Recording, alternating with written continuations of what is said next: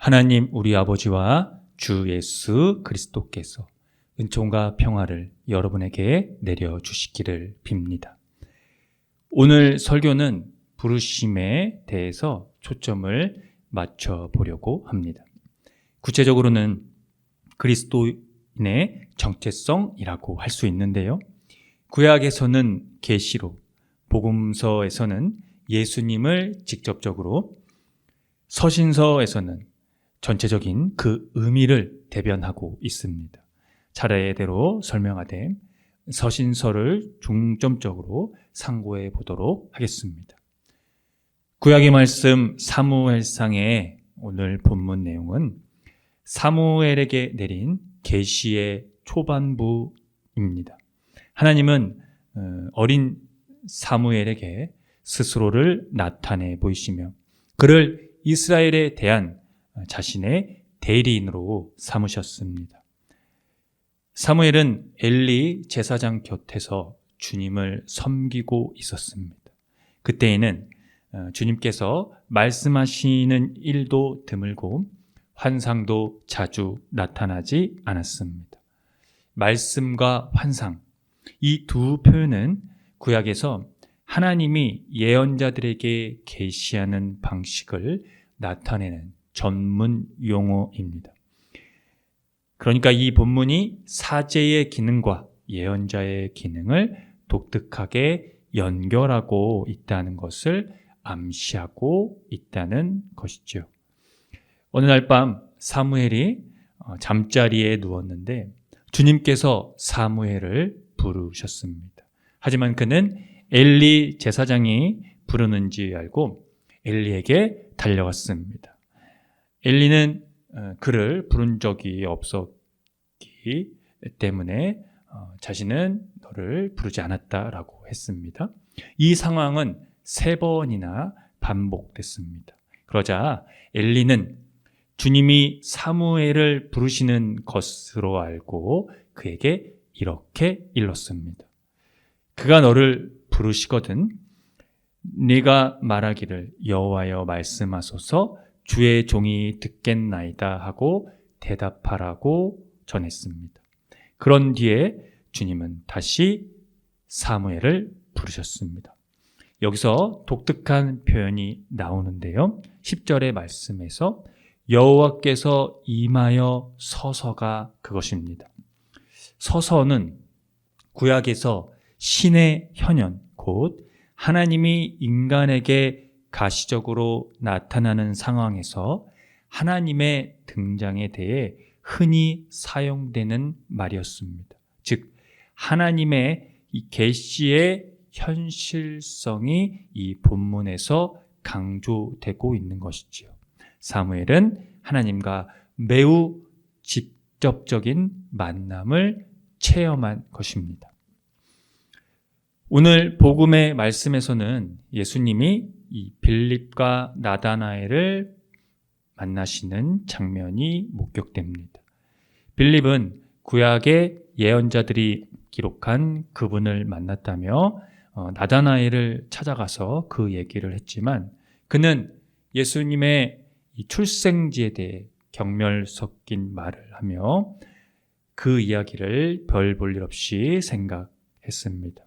하지만 예수께서는 그를 만나셨고 나다나엘은 예수님이 빌립을 부르기 전에 나 자신이 무화과 나무 아래에 있었다는 것을 예수께서 보았다고 하자 그 목격한 그 부분을 혹은 예수께서 그 상황을 알고 있었다라고 하는 것에 놀라서 예수님에 대해서 이렇게 고백을 합니다. 하나님의 아들이요 이스라엘의 왕이라고 말입니다. 이에 예수께서 그에게 이렇게 말씀하셨습니다. 너희는 이것보다 더 놀라운 것을 보게 될 것이다. 하늘이 열리고 하나님의 사자들이 인자 위에 오르락 내리락 하는 것을 보리라고 말씀하셨죠.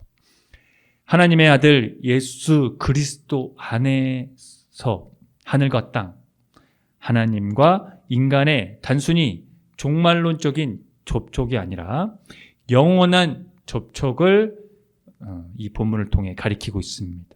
구약에서의 이 하나님의 계시가 예수 그리스도를 통해 이루어진다는 큰 의미를 담고 있습니다.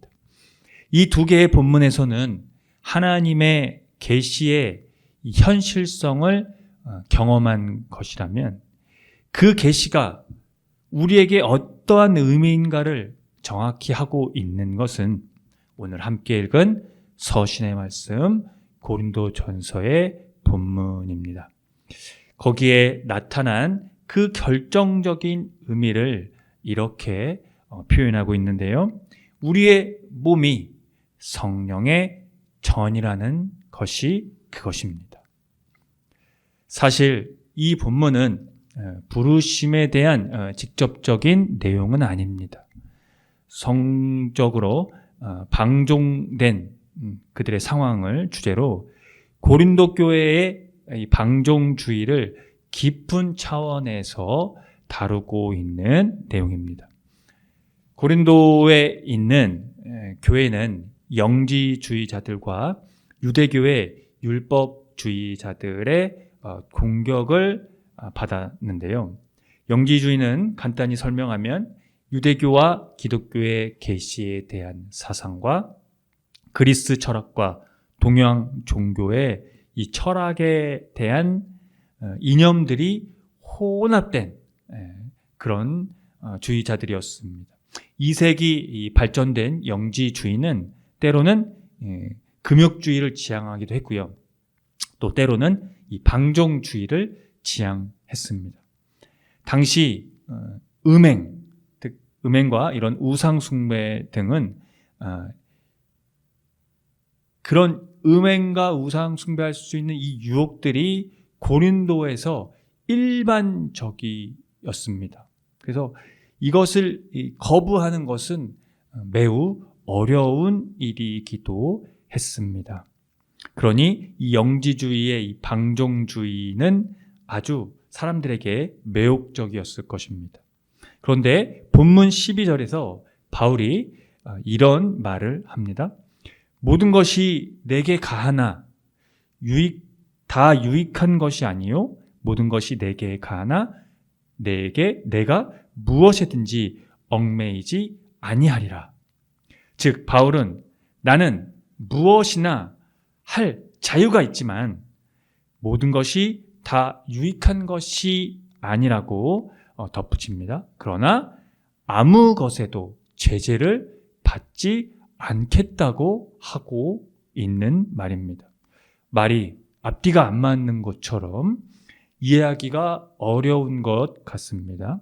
그런데 이 말을 누구에게 하고 있는가? 이 말을 이해하려면 이게 누구에게 하고 있는 얘기인가를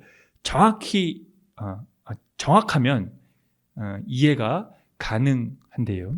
그 대상은 영지주의자들과 유대교의 율법주의자들일 가능성이 높습니다. 그 이유는 그리스도인의 존재는 유대교인이든 이교도적인 영지주의이든 규칙들의 준수에 달려있는 것이 아니라 오직 순수한 사랑으로 그 자신의 율법을 위반한 사람들조차도 받아들이시는 하나님의 이 자유로운 은혜의 활동에 전적으로 달려있기 때문입니다.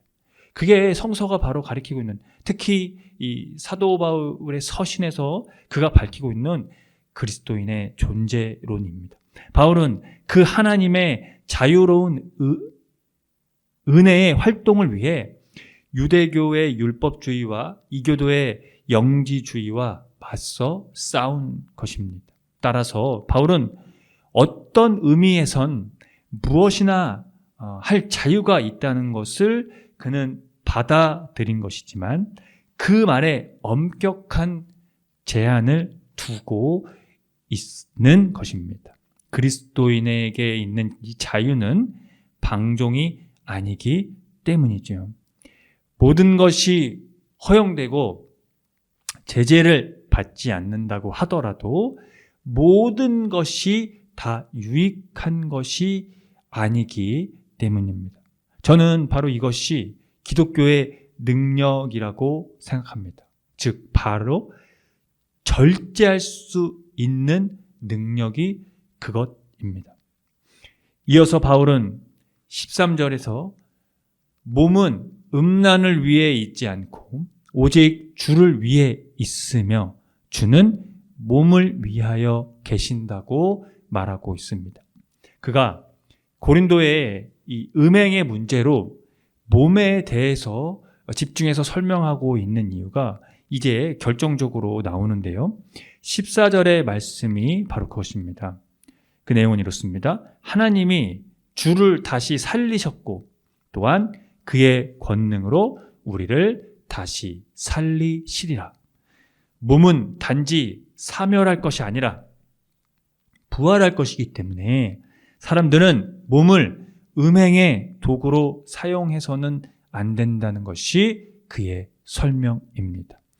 몸은 그 자체의 힘으로가 아니라 성령의 활동에 힘입어 옳은 방향으로 전향하고 하나님 중심적인 삶, 생명 중심적인 삶을 살 수 있게 하는 것이기 때문입니다. 따라서 주님과 합하는 사람은 그와 한 영이 된다고 했습니다. 그것을 다른 표현으로 몸은 성령이 계시는 성전이라고 한 것입니다.